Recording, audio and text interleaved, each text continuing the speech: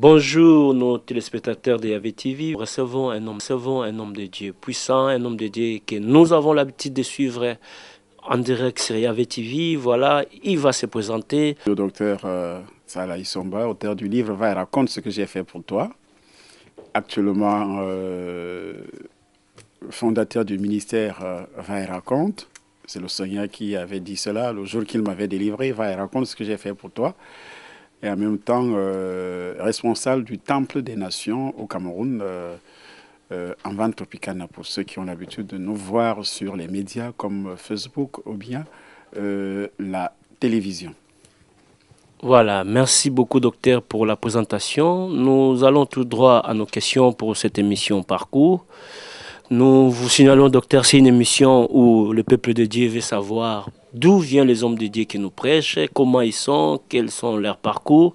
Et nous profitons pour cette émission qui fait rage, qui est vraiment suivie au niveau du Congo, au niveau de l'Europe.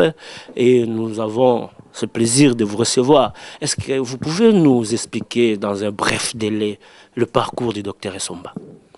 Oui, mon parcours est connu de tous, je peux dire, même au Congo, puisque j'ai été au Congo à plusieurs reprises. Dans mon parcours, d'abord, je reçois le Seigneur en 1992. Ça fait environ 22 ans aujourd'hui que je prêche l'Évangile. Et le jour qu'il m'a délivré, vous allez certainement me poser la question, il vous a délivré de quoi? J'étais dans la magie, dans des pratiques occultes très jeunes. Je suis entré dans ces choses très jeunes. Et travaillant donc à Douala, c'est ainsi que Dieu m'a appelé au cours d'un accident de circulation, un incident, c'est-à-dire un braquage. Et c'est ainsi que je me suis retrouvé avec des côtes brisées à l'hôpital, évanoui à l'hôpital. Je ne sais pas qui m'a amené à l'hôpital, puisque j'ai été abandonné au bord de la route sur le trottoir. Et quand je me réveille à l'hôpital le lendemain, je constate que je suis couché sur le lit d'hôpital avec plein de sang dans le ventre puisque les os étaient cassés, les côtes étaient brisées. Et il fallait que je sois opéré, disaient les médecins à l'époque. Mais 2 mois plus tard, Dieu a intervenu d'une manière miraculeuse par son Fils Jésus-Christ qui m'a délivré au troisième ciel et je me suis retrouvé guéri, les os qui étaient brisés, j'étais guéri parfaitement le même jour que le Seigneur m'a enlevé. Or, j'avais déjà fait 2 mois de maladie, étant déjà au bord du gouffre, donc prêt à mourir à la phase terminale. Et je me suis retrouvé parfaitement guéri et délivré au troisième ciel. Et c'est là que le Seigneur m'a dit, va et raconte ce que j'ai fait pour toi. J'ai commencé donc à raconter dans les églises au Cameroun, partout. Je suis sorti du Cameroun en 1994. D'abord, mon premier voyage, c'était la Côte d'Ivoire. Après, c'était le Gabon. Après, le Bénin, le Togo, le Bénin, partout. Je suis au niveau de l'Europe, les États-Unis. Je suis parti de part et d'autre. Avant de repartir dans mon pays, le Cameroun, donc en 2005, où j'ai fait tout simplement des séminaires, je suis reparti parce que Dieu a dit, va et raconte ce que j'ai fait pour toi. Je suis reparti pour revenir à fin 2009, décembre 2009 et 2010, le ministère est lancé, l'église est lancée. Et cette église aujourd'hui s'est hissée à la tête des grandes églises, c'est-à-dire c'est la première église où tu peux compter aujourd'hui au Cameroun plus de 10 000 personnes qui adorent le Seigneur chaque jour. Je dis bien chaque jour. Et dans le projet où nous avons le projet de bâtir un temple de près de 40 000 places, Dieu a béni le ministère où j'ai une chaîne de radio, pas sur le net, mais une radio qui émet sur FM dans la ville de Yaoundé. C'est la deuxième radio chrétienne, mais la nôtre appartient au ministère parce qu'auparavant, il y avait une radio chrétienne qui n'appartenait pas à une église. C'est un frère qui habite la Suisse qui a créé cette radio au Cameroun et notre ministère, notre église était donc la première à avoir une chaîne de radio, plus la télévision. Je compte aujourd'hui 2 chaînes de télévision, Canal Vie, Canal 7, Canal Vie, qui venaient d'être arrimées sur satellite, le Canal Vie surtout, et qui est bâti, qui avait été construit, bâti dans mon village natal qui se trouve à 70 kilomètres de Yaoundé. Et c'est là aussi que j'ai construit ce que j'appelle le projet Village international du cinéma, un projet qui c'est une ONG qui lutte contre l'immigration clandestine. Parce que nous ne voulons pas, selon moi, je ne pense pas que la manière que l'immigration clandestine est, je peux dire, on lutte contre l'immigration clandestine, mais sans rien faire à la base. Pourquoi les gens quittent l'Afrique? Pourquoi les gens quittent le Cameroun? Pourquoi les jeunes sont partis de mon village? Parce qu'il n'y avait rien. Il n'y avait pas d'électricité. Et moi, j'ai réussi à mettre l'électricité dans ce village à mes propres frais. Il n'y avait pas aussi... on ne pouvait pas avoir un téléviseur. Parce que si vous n'avez pas d'électricité, vous ne pouvez pas avoir un téléviseur. Il n'y a pas d'eau, il n'y avait rien. Et j'ai fait creuser les puits. Les jeunes aujourd'hui, j'ai lancé un grand programme agricole, donc créer des plantations. Il y a des jeunes qui travaillent là dans ces plantations. Et ces jeunes-là, aujourd'hui, chacun a l'électricité dans sa maison, a au moins un téléviseur dans sa maison. Et ces jeunes-là ne pensent plus à quitter le village pour aller en ville à Yaoundé, pour aller chômer, ou bien quitter la ville de Yaoundé pour se rendre en Europe en passant par le Nigeria, le Bénin, le Maroc, ou pour aller mourir sur cette bras de mer qui sépare l'Afrique et l'Europe. Il y a des milliers de personnes qui périssent sur cet endroit appelé Lampedusa, je crois. Donc, pour moi, lutter contre l'immigration clandestine, c'est créer des infrastructures qui peuvent maintenir les jeunes dans les villages. Et ça, c'est très important parce que ces jeunes aujourd'hui ne pensent plus à quitter les villages pour aller en ville, ni quitter les villes de l'Afrique, du Cameroun certainement, pour aller en Europe, peut-être chômer ou bien avoir d'autres choses.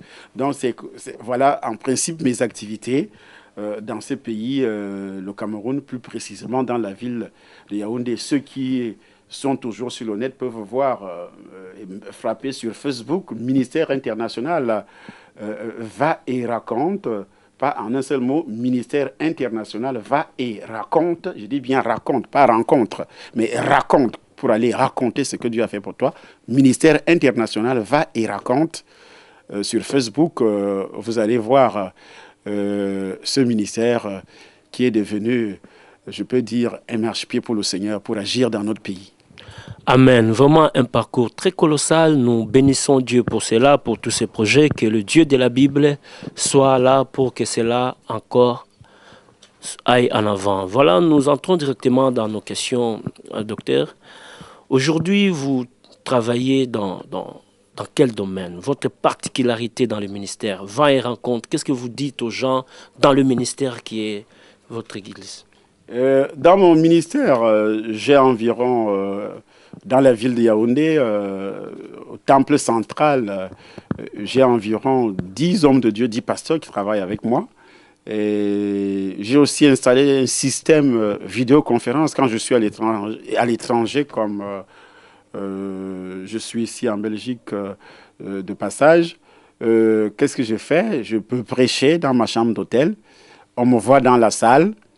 Je prêche dans la chambre d'hôtel. On me voit dans la salle sans problème. On entend et on voit, puisqu'il y a les écrans, on entend parfaitement parce que le son est amplifié. L'image aussi qui arrive sur les machines et qui est amplifiée dans la salle, les gens reçoivent. Je prêche, je ne veux pas toujours raconter ce que Dieu a fait pour moi. Il y a ce que nous appelons la révélation. Aujourd'hui, j'ai abordé un séminaire, Dieu m'a révélé sur la puissance des archives. Vous savez, il y a des archives dans nos vies, les archives négatives, les archives positives. Et j'ai eu des révélations. Ces révélations-là sont données par le Saint-Esprit, parce que lorsque le peuple n'a pas de révélation, qu'est-ce qui se passe? Il est déréglé, il périt. Donc, avec des révélations, c'est ce qui amène beaucoup de monde dans le ministère que Dieu m'a donné. Et il y a aussi la puissance de Dieu qui se manifeste par le canal des miracles, des guérisons, par le canal des bénédictions matérielles, parce que Dieu ne nous a pas donné que le ciel en passant par Jésus. Il nous a aussi donné la terre. Il dit, vous devez dominer sur la terre, matériellement, financièrement. Lorsqu'on est chrétien, on doit dominer. Donc, il faut donc enseigner aux brebis comment faire pour dominer spirituellement, matériellement, financièrement, professionnellement parlant. Dans les affaires, il faut dominer. Et en passant, je signale également que moi, je suis dans les affaires puisque j'ai créé une société. Et une société qui fonctionne parfaitement. Il y a des gens qui travaillent là-dedans aujourd'hui. Donc, comme l'apôtre Paul le faisait, il fabriquait les tentes. Ça veut dire qu'il avait sa société, son entreprise à lui. Et il prêchait l'évangile dans l'après-midi, travaillait le matin. C'est ce que j'ai appris avec le Seigneur, puisque c'est une activité libérale. Merci beaucoup, le docteur. Voilà, nous continuons avec nos questions. C'est vraiment intéressant d'écouter des hommes de Dieu qui peuvent encore investir, qui peuvent créer des sociétés pour changer un peu l'image de l'Église actuelle. C'est une bonne chose pour nous, nous les soutenons. Yahvé TV, vraiment, nous sommes d'accord et nous ne manquerons pas de mettre ces choses dans la prière pour que Dieu fasse encore grâce. Mais nous voulons un peu poser des questions par rapport à la délivrance. Nous te connaissons vraiment très doué dans la délivrance. Et aujourd'hui, il y a un vent qui souffle. Il y a un vent qui dit que les enfants de Dieu n'ont pas besoin de la délivrance. En recevant le Seigneur, ils sont déjà délivrés. Et que dites-vous? Parce qu'il y a un vent qui souffle. Ça fait 2 mois que je viens du Congo où les gens parlent de la grâce. Rien que la grâce. Ils ne croient plus qu'il y aura une continuité de délivrance. Et nous voulons écouter votre réponse par rapport à cela et par rapport à votre domaine. Quelle est votre réponse par rapport à ces questions? Vous savez, Dieu m'a fait grâce de rencontrer, de témoigner, de prêcher dans beaucoup d'églises. J'ai constaté que le diable utilise une arme efficace qui est l'ignorance. Et cette arme-là est terrifiante dans le corps de Christ d'abord et aussi dans le monde entier. Jésus-Christ dit, vous connaîtrez la vérité et la vérité vous affranchira. On ne peut pas connaître la vérité en un seul jour dès qu'on accepte le Seigneur. Le Seigneur ne peut pas vous délivrer aussi en un seul jour. C'est pratiquement impossible. Impossible pourquoi? Parce que c'est la vérité que vous découvrez chaque jour qui vous délivre, c'est-à-dire la parole de Dieu. Et cette parole de Dieu qui est prêchée avec révélation. Il y a des choses que même moi aujourd'hui, j'ai vu le Seigneur le jour qu'il m'a délivré. Je ne connaissais pas le Seigneur Jésus. Le jour qu'il m'a délivré, je l'ai vu. Je n'ai pas écouté l'évangile pour que je sois d'abord délivré. Mais il s'est manifesté d'abord en moi pour me montrer sa puissance parce que je sortais d'une puissance diabolique, satanique, une puissance trompeuse, celle de Satan. Il a fallu que Jésus se manifeste d'une manière puissante pour me prouver qu'effectivement, il est puissant plus que les démons que j'utilisais, qui me manipulaient auparavant. Et aujourd'hui, lorsque j'ai commencé à témoigner dans des églises, des campagnes d'évangélisation, surtout dans les églises où se trouvent les enfants de Dieu, j'avais l'habitude de poser la question à la foule et dire, est-ce que vous connaissez le jour que vous aviez accepté le Seigneur? Est-ce que vous savez qu'il y a des gens qui persévèrent dans les églises aujourd'hui, même certains pasteurs qui ne savent pas le jour qu'ils ont accepté le Seigneur? Ça veut dire que ces gens-là n'ont jamais été délivrés, premièrement, de la malédiction d'Adam et Ève. Dieu nous délivre d'emblée de la malédiction d'Adam et Ève le premier jour que nous écoutons l'évangile, que nous acceptons Jésus. Il nous délivre donc du péché d'Adam et Ève, de la malédiction d'Adam et Ève, de tout ce que ça accompagne. Mais alors, il y a des implications spirituelles, que ce soit les parents, les ancêtres, que ce soit nous-mêmes. Il faut d'abord une repentance sincère par rapport à ces implications personnelles. Et il n'y a pas de repentance sincère, même le premier jour que vous acceptez le Seigneur, il n'y a pas de repentance sincère. Vous ne pouvez pas vous rappeler de tout ça. La parole de Dieu dit dans le livre des Actes des Apôtres, « Repentez-vous donc et convertissez-vous ». La repentance, c'est le jour que vous acceptez le Seigneur. La conversion arrive donc progressivement au fur et à mesure que vous découvrez la vérité, que vous suivez les enseignements. La Bible dit, il persévérait dans les enseignements des apôtres. C'est au cours de ces enseignements que vous recevez donc la vérité, et cette vérité vous délivre dans chaque domaine. Chaque domaine veut dire quoi? Il y a d'abord cette ignorance que le diable utilise. Le domaine, par exemple, des liens héréditaires. le domaine aussi des engagements personnels, tout ce que vous aviez fait auparavant. Il y a des gens aujourd'hui qui sont dans les assemblées, qui ne prospèrent pas. Vous n'allez pas me dire que ces gens n'ont pas besoin de délivrance lorsqu'ils ne prospèrent pas. Allez savoir pourquoi ils ne prospèrent pas. Peut-être c'est quelqu'un qui ne donnait pas sa dîme depuis qu'il a accepté le Seigneur. Il y a un autre vent qui me dit aujourd'hui que la dîme n'est plus biblique. Ah oui. Ça, c'est des choses que le diable, puisque la Bible dit dans le livre de Daniel que le démon, le diable, à la fin des temps, il va lutter contre les offrandes et les sacrifices. Dans les offrandes et les sacrifices, il y a dîme, tout ça. Il va lutter contre ça. C'est une grande tromperie aujourd'hui de faire croire aux gens que dès que vous acceptez le Seigneur, vous n'avez plus besoin de délivrance. C'est une fausseté de Satan, c'est un mensonge de Satan qu'il a introduit dans le corps de Christ. Je crois que j'ai eu quand même le temps de suivre ces vents, ces gens qui soutiennent cela. Ils épuisent leurs versets par rapport à tous ceux qui ont reçu le Seigneur. Les choses anciennes sont passées, ils deviennent une nouvelle créature. Il dit un vrai chrétien qui a reçu le Seigneur comme Seigneur et Sauveur. Il n'est plus dans l'étape de la délivrance, mais il peut passer des épreuves, il peut passer des problèmes. Ça, c'est vrai. Mais cela n'est pas un moment... Quand tu acceptes le Seigneur, processus de délivrance. Le vrai chrétien qui accepte le Seigneur, c'est qui? Qui s'est repenti. Mais vous ne pouvez pas. Le jour que vous acceptez le Seigneur, vous n'allez pas faire... comment on appelle? Vous n'allez pas me dire que vous aviez confessé tous vos péchés. Qu'est-ce que la Bible dit? Lorsque l'apôtre Pierre, le jour de la Pentecôte, va prêcher, les cœurs des Juifs sont touchés et tous ceux qui adoraient le Seigneur à Jérusalem ce jour-là, il dira, on lui pose la question, homme frère, que ferons-nous? Il dit, pour être sauvés, repentez-vous et repentez-vous pour que vos péchés soient effacés et vous recevrez le don du Saint-Esprit. Donc, la seule condition pour que tes péchés soient effacés, il faut la repentance. Alors, on ne peut pas faire une repentance globale. C'est impossible. Dans le domaine sexuel, par exemple, je prends un exemple. Dans le domaine sexuel, combien d'hommes tu as rencontrés avant de rencontrer le Seigneur?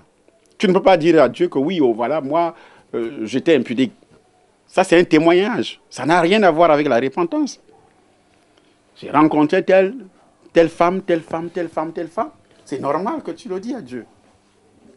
Et de deux, tu ne peux pas dire à Dieu, j'étais voleur, pardonne-moi. Ça, ce n'est pas une repentance.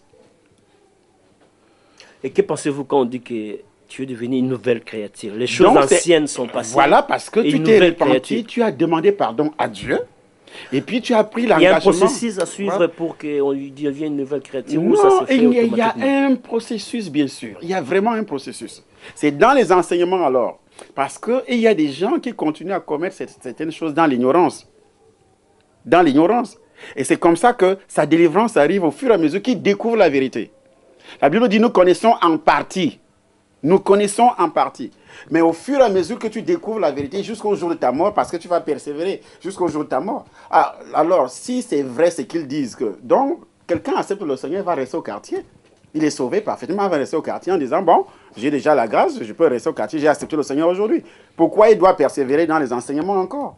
La Bible dit, après avoir entendu ces discours, ils eurent les cœurs vivement touchés. Ils ont dit à Pierre, homme frère, que ferons-nous? Au verset 41, il est dit, ceux qui acceptaient sa parole furent baptisés. Ils persévéraient dans les enseignements des apôtres. Pourquoi ils doivent persévérer dans les enseignements? Parce que c'est pour découvrir la vérité et que cette vérité les délivre, parvient à les délivrer dans des où se trouvaient encore les zones d'ombre, les zones d'ignorance dans leur vie. C'est comme ça qu'ils seront délivrés au fur et à mesure qu'ils découvrent la vérité. Donc, on n'est pas nouvelle créature le même jour que vous acceptez le Seigneur Jésus. Vous êtes déjà nouvelle créature, mais c'est un processus. Jusqu'à la fin des temps, on ne se lasse pas d'apprendre. Même moi, qui est serviteur de Dieu aujourd'hui, tant serviteur de Dieu, j'apprends quand les autres serviteurs de Dieu prêchent. Dieu, par révélation, comme le dit le livre de Job, par révélation, par les rêves, Dieu me parle. En esprit, il me parle. Il me parle de ma propre vie. Et c'est comme ça que les délivrances de tout ce qui était comme zone d'ombre dans ma vie, j'obtiens ces délivrances en écoutant aussi un autre serviteur de Dieu qui prie. La délivrance n'est pas seulement le fait de crier sur les gens, ce n'est pas ce qu'ils appellent effectivement délivrance. La délivrance n'est pas seulement le fait de crier sur les gens tombent par terre. Non, ce n'est pas ça la délivrance. Je crois que c'est un grand débat et nous aurons le temps d'inviter les hommes de Dieu qui croient à ces vents, que c'est la grâce qui fait tout. Et Moi, rien je ne me peut dis aujourd'hui que les hommes de Dieu se manifester. fuient leurs responsabilités. Hein? Un homme de Dieu doit suivre ses brebis. Il ne doit pas fuir la responsabilité que Dieu l'avait confiée en disant que oui, vous avez déjà la grâce et puis quelqu'un accepte le Seigneur. Il y a des chrétiens dans des églises aujourd'hui qui ne connaissent même pas la position d'un verset biblique dans la Bible. Mais il s'est dit enfant de Dieu. Enfant de Dieu. Dites, je suis arrivé en Hongrie récemment, c'était le mois passé. J'ai été invité par une église, c'est des Blancs. Et puis je dis, prenez les Bibles, cherchez tel verset dans la Bible, on me regarde comme ça. Mais c'est une église de réveil. Dans beaucoup d'églises ici également, en Europe, que ce soit en Afrique, entrer dans une église, vous allez rencontrer 80% des brebis qui n'ont même pas de Bible, qui ne connaissent pas la position du livre Actes des Apôtres. Quand tu dis Actes des Apôtres, ils sont dans l'Ancien Testament. Ceux-là sont nés de nouveau. C'est de nouvelles créatures. Il faut qu'on arrête de nous bluffer de la sorte. Voilà, ça c'est le docteur Essomba qui donne son point de vue par rapport à cela et nous vous demandons, vous pouvez toujours réagir, donner vos points de vue et s'il y a des questions, vous pouvez toujours nous amener et ici nous faisons l'acte de journaliste, on ne doit pas poser trop de questions par rapport à ce qui est dit. Je crois que chacun de nous a tiré ce qu'il peut tirer. Nous continuons toujours sur la délivrance. Docteur, actuellement, il y a un vent, il y a une polémique qui se fasse ici au niveau de l'Europe. Est-ce qu'un pasteur peut être délivré? Nous avons connu, bon, disons un homme de Dieu, voilà, qui avait une église, qui était bishop, qui a fait ses œuvres et elle se retrouve délivrée quelque part chez notre pasteur. Et vraiment, ça fait de bruit, ça s'écrit dans des réseaux sociaux. Et nous voulons savoir votre réaction par rapport à ça. C'est une bonne chose? Qu'est-ce qui se passe quand on trouve qu'un pasteur, comme moi, comme vous, être délivré chez notre pasteur? Entre-temps, on était déjà en fonction, on était déjà dans le ministère. On a fait de preuves qui étaient montrées, que les gens nous connaissaient. Mais je veux savoir votre réaction. Est-ce que ça veut dire qu'il était possédé? Ça ne veut pas dire qu'il était possédé. Je ne sais pas en principe... Elle a passé la délivrance. Elle a passé la délivrance. C'est une femme, elle a passé la délivrance. On peut prier pour un pasteur qui a un problème spirituel. Je ne dis pas qu'un pasteur ne peut pas avoir un problème spirituel. Puisque j'ai rencontré plusieurs, moi-même, j'avais des problèmes spirituels. Il y a des pasteurs qui ont prié pour moi. Je peux donner des exemples. Mais ça ne veut pas dire qu'il était possédé. L'apôtre Paul va jusqu'à dire à ses enfants spirituels, priez pour moi.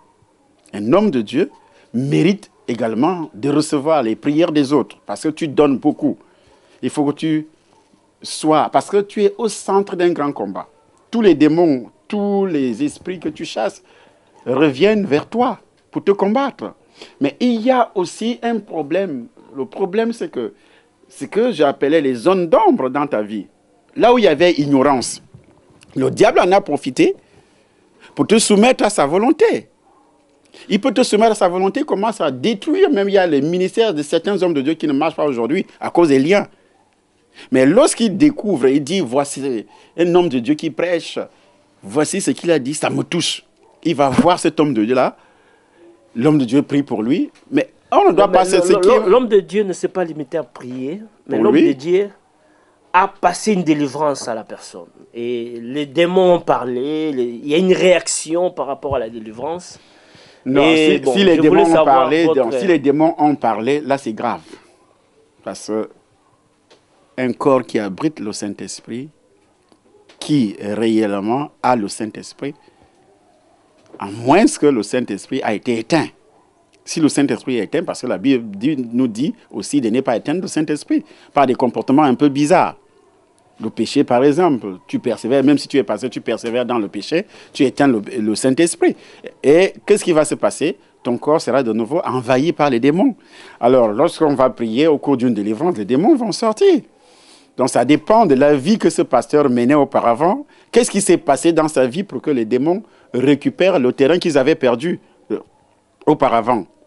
Peut-être il y a eu des choses qui se sont passées. Maintenant, au point de vue de croire, est-ce que c'est faisable que je sois pasteur et que quelque part je sois délivré par des démons et que les démons réagissent? Oui, c'est faisable. Je dis, c'est faisable dans le cas où tu as éteint le Saint-Esprit. Ce n'est pas parce que tu es pasteur et que tu vas te permettre de faire n'importe quoi.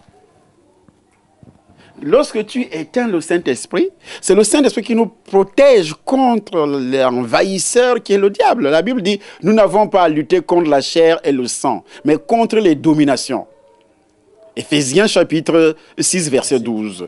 Nous n'avons pas à lutter contre la chair et le sang, contre les dominations. Alors, la Bible dit, tenez donc ferme, ayez à vos reins la vérité pour ceinture. Si tu n'as plus de vérité, même si tu es pasteur, tu seras envahi par qui? Par l'adversaire qui est le démon. Tu ouvres la porte. Et tenez à vos reins la vérité. Donc, si tu n'as plus cette vérité, à vos pieds, le zèle que dans l'évangile, le zèle, c'est-à-dire, tu dois être zélé dans l'évangélisation. Dans l'évangélisation, être zélé dans ton appel. Dieu t'a appelé. Il faut être zélé. Quand tu commences déjà à se refroidir, tu fais autre chose que ce que Dieu t'a appelé, tu seras envahi. Et si on prie pour toi, tu tombes, les démons vont sortir. Ça ne veut pas dire que tu n'étais pas né de nouveau, mais tu étais né de nouveau. Mais tu as éteint le Saint-Esprit par ton comportement. Et quel conseil donnerez-vous à ce pasteur qui a passé cette délivrance? Parce que là, il ne devait pas faire. Tout le monde doute maintenant. Mon problème est qu'il ne devait pas faire. Tout le monde ne croit plus. Oui, c'est lui-même qui a cherché, parce qu'il ne devait pas faire de ça une publicité. La Bible dit confesser les péchés les uns aux autres, non? Lorsque vous êtes malade, dans le livre de Jacques. Alors, ça veut dire qu'un homme de Dieu doit avoir aussi un homme de Dieu, qui est son père spirituel. Le problème aujourd'hui, c'est que beaucoup d'hommes de Dieu n'ont même plus de père spirituel. À qui se confier? Ils n'ont plus de père spirituel. Donc, ils se sont levés comme ça et puis ils ont dit, oui, bon, Dieu m'a appelé. Ils ne connaissent plus ce qu'on appelle cette hiérarchie. Le Père spirituel te couvre également spirituellement, comme Dieu lui-même, le Père, couvre le Seigneur Jésus qui nous a appelés. Il a donné aux uns comme apôtres, comme prophètes, comme évangélistes, docteurs. Maintenant, il y a des niveaux aussi. J'ai un Père spirituel. Dieu m'a appelé directement. Il y a des appels indirects, il y a des appels directs. Et Dieu m'a appelé directement. Mais je me suis confié à un homme de Dieu lorsque j'ai vu la lumière spirituelle de Dieu. Quand je suis revenu dans cette vie, le lendemain, j'ai rencontré un homme de Dieu qui avait l'habitude d'évangéliser ma copine. Et que moi, je persécutais étant sataniste. Parce que je ne voulais pas que ce monsieur évangélise, amène ma copine à la foi. Alors, à sa grande surprise, quand il arrive chez moi, il me trouve avec une Bible 4 mois plus tard, parce que j'avais disparu. Après ma délivrance, il me trouve avec une Bible en train de lire la Bible. Il me dit, qu'est-ce qui se passe? Il dit, je suis déjà comme toi. Il a commencé à applaudir, à danser. Il dit, demain, je t'amène chez mon pasteur. C'est comme ça qu'il m'amène chez l'apôtre Obakère, qui a prêché là-bas au Congo, partout. C'est lui qui m'amène chez l'apôtre Obakère, dans la villa de l'apôtre Obakère, pour que ce monsieur-là, c'est l'apôtre Obakère, qui me fait la cure d'âme. Je ne sais pas si beaucoup d'hommes de Dieu qui connaissent ce qu'on appelle la cure d'âme aujourd'hui. Ce n'est pas une forme de délivrance, mais elle est réelle. Elle est réelle. C'est l'apôtre Obakère qui me fait la cure d'âme avec un serviteur de Dieu français qui était invité dans son ministère pour prêcher au Cameroun à l'époque, en 80. Nous étions déjà en 80. Oui, c'était en 92. Juste après ma délivrance. J'ai été délivré le 22 février 92. Et c'est comme ça que ce monsieur, ces deux hommes de Dieu, imminents, vont commencer à me suivre. Et pourtant, Jésus-Christ avait déjà fait tout son travail. J'étais déjà chrétien né de nouveau. Je lisais la Bible, j'étais bien.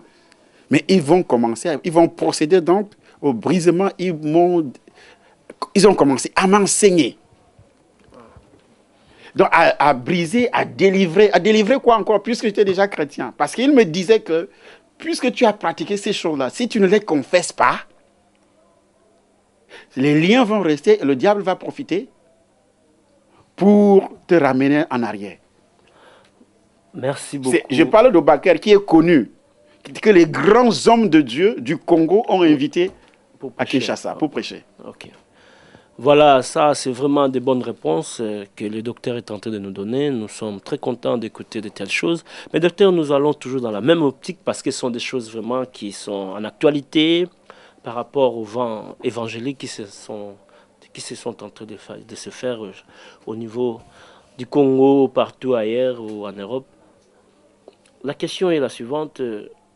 Quand nous arrivons à délivrer des gens et que nous faisons sortir des animaux, des insectes dans leur corps, quelle est votre réaction par rapport à ça? C'est biblique, c'est normal, c'est une autre dimension de l'évangile. Quelle est votre réaction par rapport à ça? Dieu nous envoie évangéliser, pas pour séduire. Vous voyez, les gens aiment beaucoup plus le spectacle. Et j'ai vu des choses pareilles au Congo, Brazzaville, à Pointe-Noire. Un jour, à la télévision, montrait un homme de Dieu qui met la main pose la main sur le ventre d'une dame. Et puis, il y a des morceaux de lame, des aiguilles, des mille pattes qui restent sur sa main. Ça sort, entre guillemets, ça sortait du ventre de la femme. Mais on n'a pas vu ni le trou, ni quoi que ce soit. Mais Dieu n'a pas besoin de passer par là pour nous montrer ce genre de choses. Pour nous amener à croire. Non. La Bible dit, allez annoncer l'évangile. Et voici les miracles qui accompagneront ceux qui auront cru. En mon nom, ils chasseront les démons. On annonce d'abord l'évangile. Mais aujourd'hui, entre dans une église, pose la question à cette église, aux membres de cette église-là, qui a amené une nouvelle âme? Qui a annoncé l'évangile cette semaine à une personne qui était païenne et elle a amené cette personne, la brebis a amené cette personne à l'église. Ce dimanche, si tu ne trouveras pas 2, 3, 4. Mais les gens, les pasteurs passent dans le temps à passer par, entre guillemets, dire, voilà, il y aura des miracles. Vous savez, dans mon ministère au Cameroun, nous dépensons énormément d'argent dans les chaînes de télévision et radio pour annoncer l'évangile.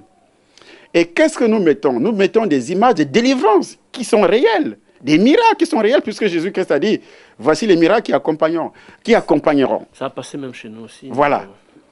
Les gens, les miracles, les boiteux les aveugles voient, les guérisons spectaculaires, les gens vomissent. Mais si quelqu'un vomit devant la télévision, devant la caméra, il est en train de vomir des choses. Ça se voit, il vomit. Mais je ne peux pas aller mettre la main sur le corps de quelqu'un en disant que je vais faire sortir, moi et Somba, je vais faire sortir des pointes, des aiguilles, des choses semblables. Ça veut dire que je suis un féticheur en ce moment-là. J'ai eu le temps de voir l'un des hommes de Dieu qui faisait ces choses. Il m'a dit, c'est une autre dimension avec Dieu.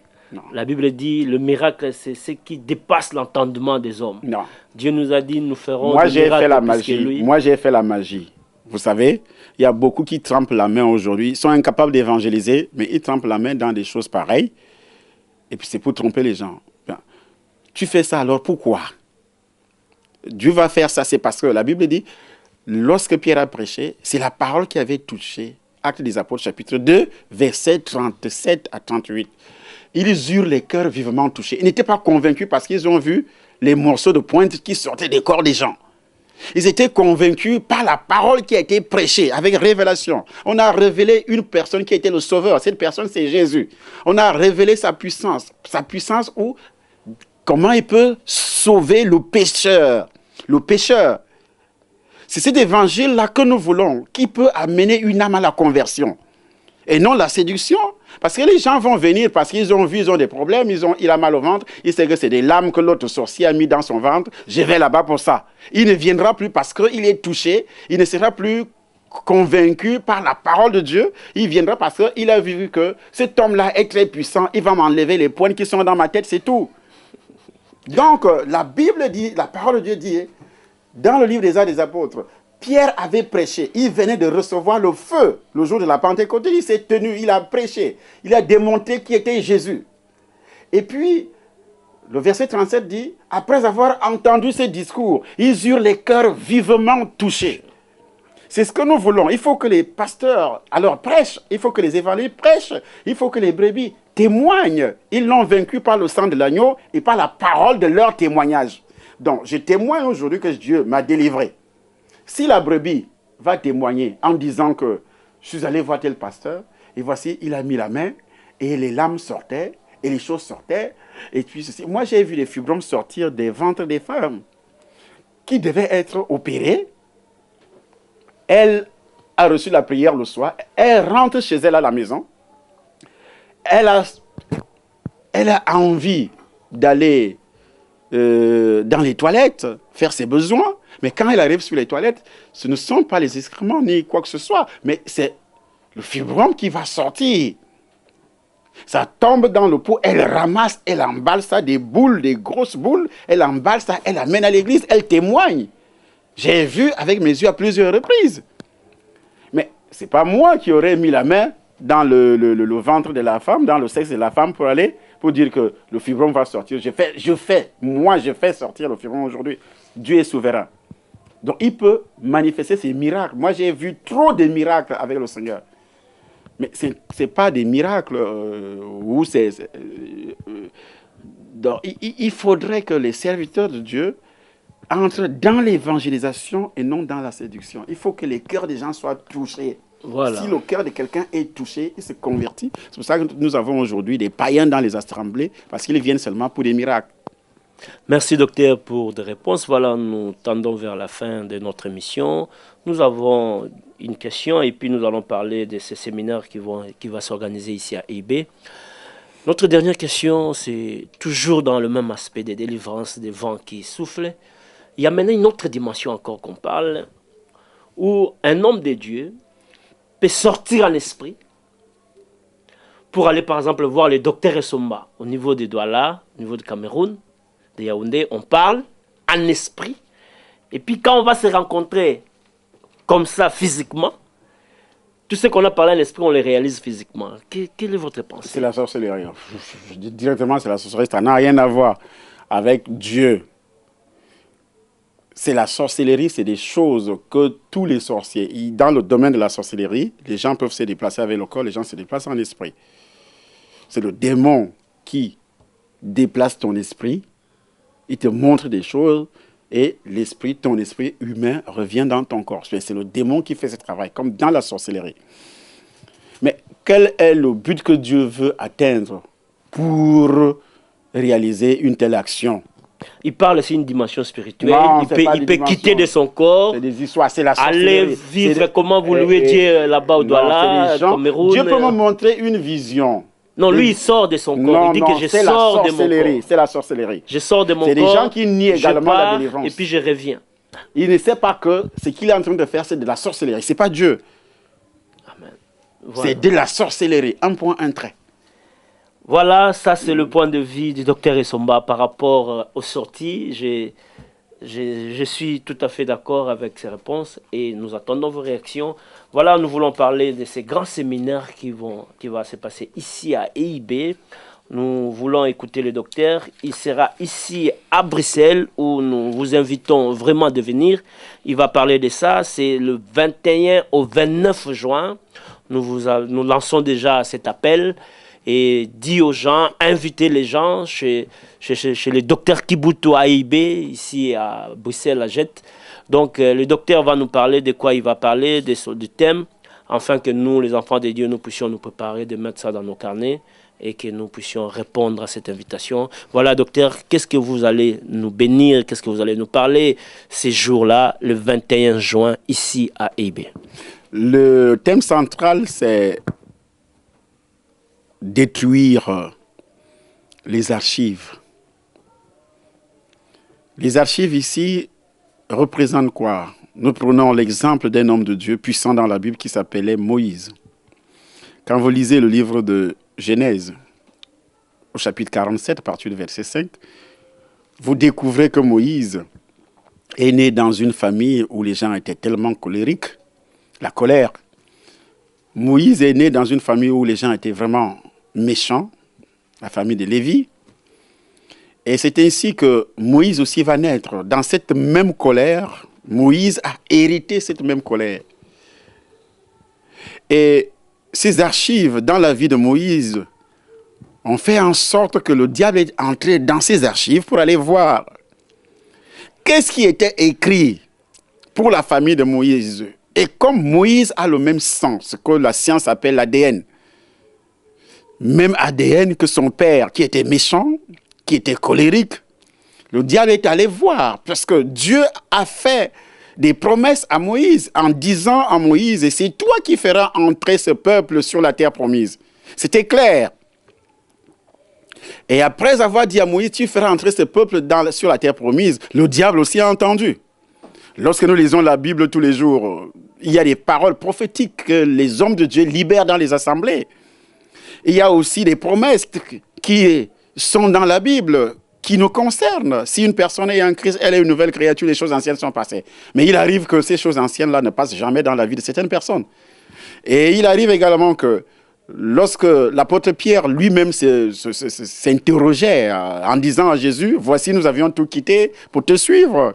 Mais qu'est-ce que nous gagnons derrière toi ?» Quelle était la réponse de Jésus? Jésus a dit, « Voici, si une personne quitte à cause de moi, et à cause de la bonne nouvelle, sa maison, ses terres, ses parents, il reçoit des maisons, il va recevoir des maisons. » C'était une promesse.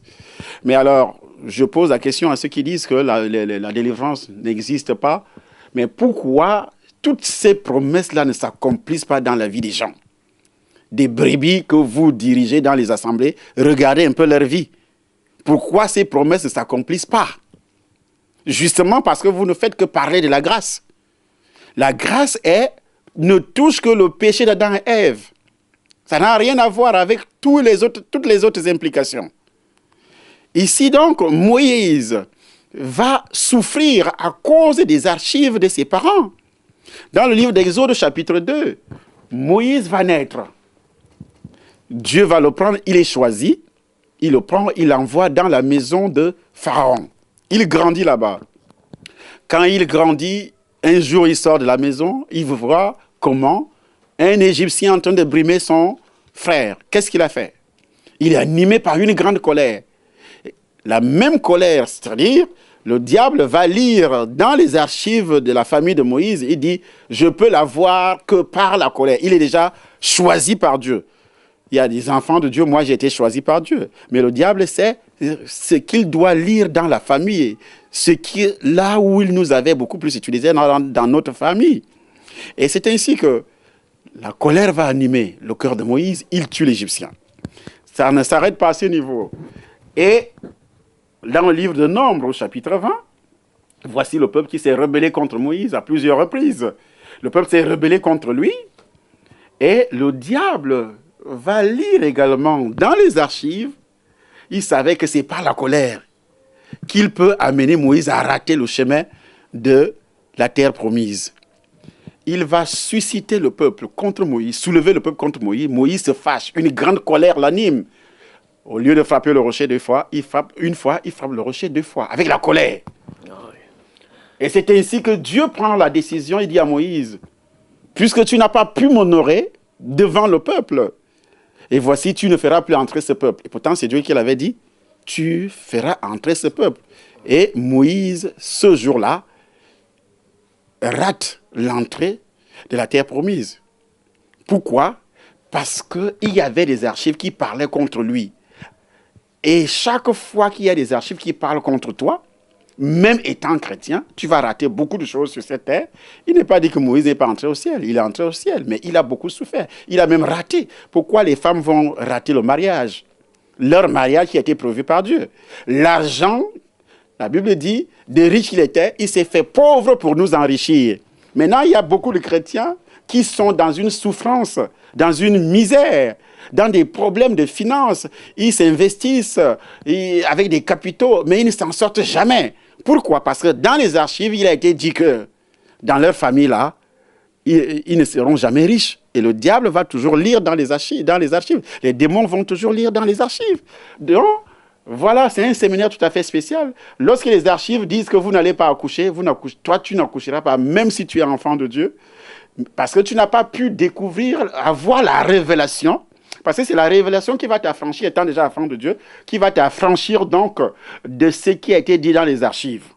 Wow. Voilà. C'est formidable, c'est là, et je vous invite vraiment à venir à EIB, à Jette, pour vivre ces moments du 21 juin au 29 juin. Ça sera extraordinaire. Déjà, avec ce bref, nous avons compris qu'il y a des choses que nous devons connaître par rapport à notre vie, par rapport à la réalité de notre vie. Venons tous pour soutenir ces moments.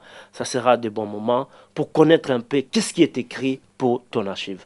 Que Dieu bénisse le docteur Semba. Nous allons écouter son dernier mot et je crois prochainement, nous allons recevoir pour vous le docteur Kibutu qui va aussi nous donner ses points de vue par rapport au vent évangélique qui est en train de se passer.